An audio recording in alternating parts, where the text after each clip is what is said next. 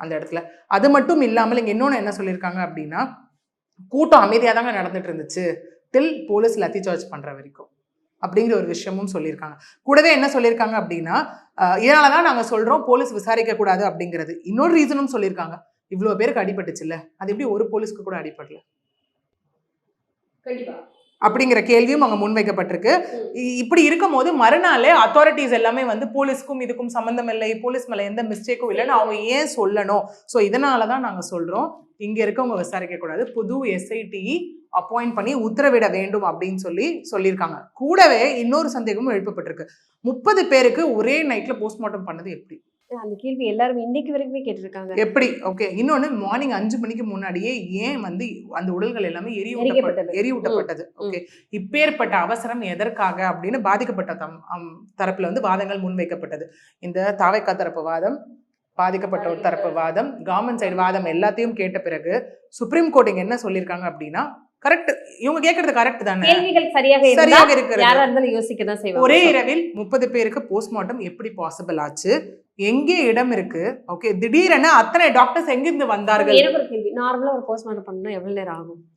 ஒரு doctor ஒண்ணுனா it depends with இல்ல உங்களுக்கு டைம்.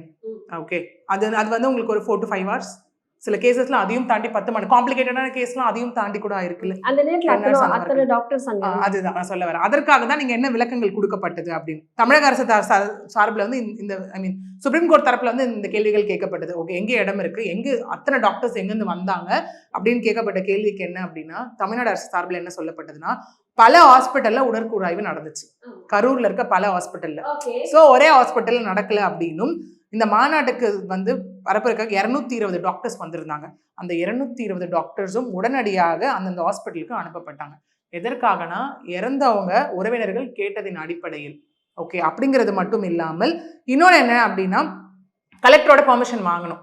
ஓகே, ஸோ நைட்டா இதனால தான் கலெக்டரோட பெர்மிஷன் வாங்கிட்டு நாங்கள் இதை பண்ணோம் அப்படிங்கிறதும்.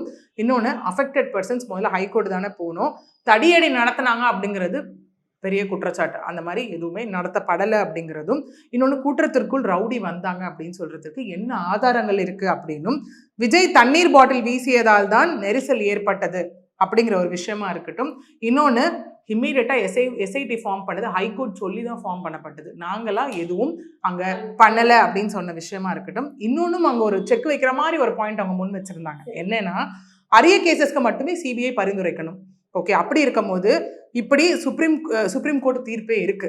ஓகே, அப்படி நீங்க வந்துட்டு இது பண்ணீங்க அப்படின்னா, லைக் அப்பாயிண்ட் பண்ணீங்க அப்படின்னா,